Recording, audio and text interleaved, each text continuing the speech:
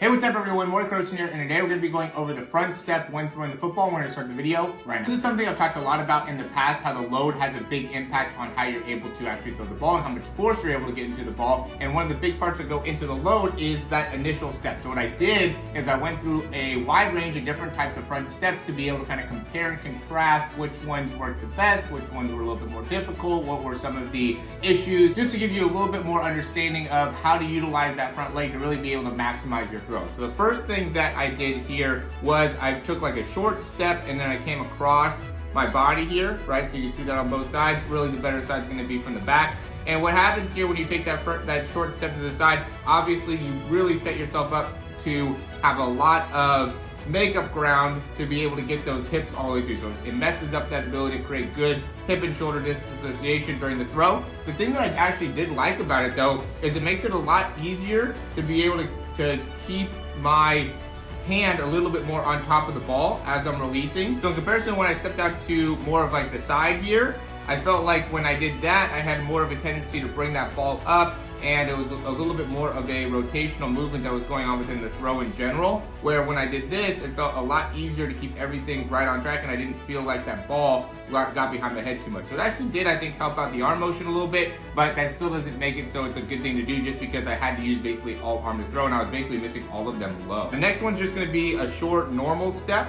Okay, so again, you can see here, and even when I'm taking this step, I'm immediately kind of shifting my weight forward, and that ends up being the big problem with these short steps, is that you basically immediately have to be able to get the weight to shift all the way forward and through. And while that could be beneficial in making it so you're a little bit quicker with your overall release, you're just not going to be able to utilize as much of your lower body during the throw. So I felt like my release was a little bit quicker here, but I really wasn't able to utilize much of the lower body. I had to use all of my upper body. And you can see even as I'm coming through, I'm having to kind of push my hips back as I'm going through the throw rather than actually driving my hips forward during the throw, which is going to obviously have a negative impact on me long term. So this one was supposed to be stepping off more to the side. I'm really not used to stepping off, really a lot to the side. So to me, I felt like I was stepping off, to the side here, but now that I'm looking at it, I really wasn't that much. But even in this little bit of step off to the side that I was going through, you can see that I'm a lot more back behind my head with the ball here. And I felt like my overall weight was shifting over to the side a lot quicker as well. So, I like in general kind of stepping off a little bit more to the side there because I think that helps get a little bit better rotation out of the lower body. The big thing that you just got to be aware of when you're doing that is just making sure that that ball doesn't get back too far, behind the head. So really, if you're going to do a shorter step, then you want to be able to step out to the side more so to be able to really get those hips to be out in front, and then just be aware of how you're bringing the ball back behind your head to be able to maximize the throw and make sure that you're not wasting any inefficient movements there. Because one of the main things that happens is that, when you're going through the throw and you end up having too much rotation in the throw, you're going to get the ball back too far behind the head, and then you're going to end up having to release the ball too far out to the side here, which ends up really impacting the accuracy when you start to try to put more and more on the throw. So that's why I don't like going with the ball back behind the head. It just adds a lot of inefficient movements within your arm that's going to make it a little bit more difficult to be accurate and consistent. So this is going to be a longer step, but I'm going to be cutting off my hips again. So you can see I'm stepping out normal here, coming all the way across, and this is just like basically impossible to be able to get anything into the throw here. Again, this is something that I'm not used to doing, so I probably overdid it. I didn't make it very realistic here because I see this a lot though, people kind of cutting off with their front foot. They usually don't do it this much. I'm definitely, again, overdoing it. But the thing that's interesting about it is just how it impacts where my arm is as I'm finishing the throw. I do actually like where my arm's at right there in comparison to that last video where my arm was at. So, I think that you want to have a healthy balance of where you're stepping with the throw. So, you can step off to the side. The issue is that when you're stepping off more to the side, you're going to end up having a lot more issue with that ball going back. So you just got to be aware of where that ball is going when you're stepping off to the side like that, okay? So if you have more of an issue of getting that ball back behind the head, I would recommend trying to control that front step and make it so maybe you're not stepping so far out. Step a little bit more straight, or maybe even a little bit more inside, and just really work on being able to get those hips to come all the way through, and that could help you in being able to better control your arm motion, right? Because you want to be able to figure out how to utilize both of these to make sure, both your step and your arm motion to be able to really maximize the efficiency of the throw. So if you're stepping off to the side and getting a bunch of hips and using a bunch of the lower body, which is exactly what you want to be doing, but it's making it so you're really inefficient up top, there might be some changes that you could do that can make a big impact on your throwing performance. So you can just get a little bit better control of that front leg, come a little bit more inside, right? Maybe take a little bit further step out away, but a little bit more inside, and that can help you in still utilizing that lower body well, and then be able to really take some of the efficiency of the arm motion and make it so you're not going back so much. Because what happens is the more that I wanted to step out to the side here, the more that my body wanted to react and wanted me to lift the ball backwards as well. So I think that ends up being a big thing that correlates into people getting that ball back behind the head, is with that step and getting a little bit too opened up with the step. Now, it's good to be able to take that step and go forward with that front step, right? That one was coming kind of across.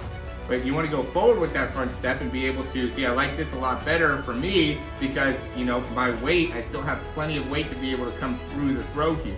Okay, so you want to be able to have plenty of opportunity to drive those hips all the way through as you're going through. So if you're stepping off to the side, the issue is that once you're down, it's harder to get those hips all the way through during the actual throw, right? I'm really trying to do it as I'm going through on here, but I just feel a lot of limitation within it. Okay, but like I said, the thing about stepping off to the side, and this one now I just really try to take as long of a step as I could.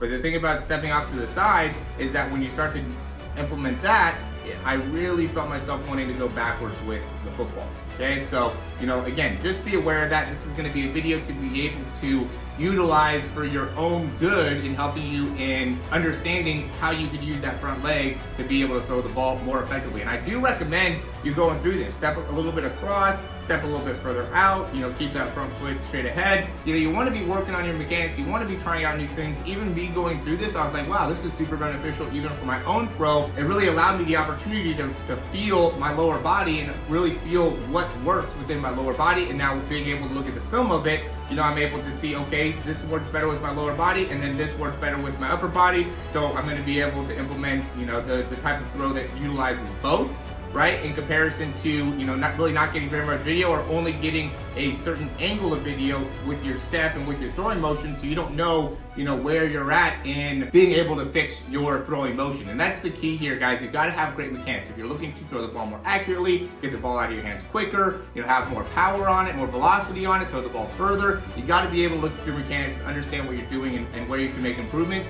And also, I highly recommend you having a coach to be able to go over this information with you as well, because when you can go and bounce ideas off of each other and see, okay, this is what I'm doing wrong, and this is what I'm doing really good, and this is how we can build off where I'm currently at, it will really help you in being able to make a lot of progress very quickly. I find a lot of quarterbacks are almost just like neglecting their mechanics and just like, whatever, it's too late, whatever ends up being my mechanics is going to be my mechanics, and that mentality is just not going to make it for you long term. You got to be able to work on the small details and be able to make the necessary critiques within the mechanics in order to really make it so you can take your game to the next level. Because if you get caught up in this idea that, oh, my mechanics are just my mechanics and I got to work on throwing an out route or throwing a deep ball and going to these 7-on-7 tournaments and these camps and blah, blah, blah, blah, and getting into this competition, all those are important.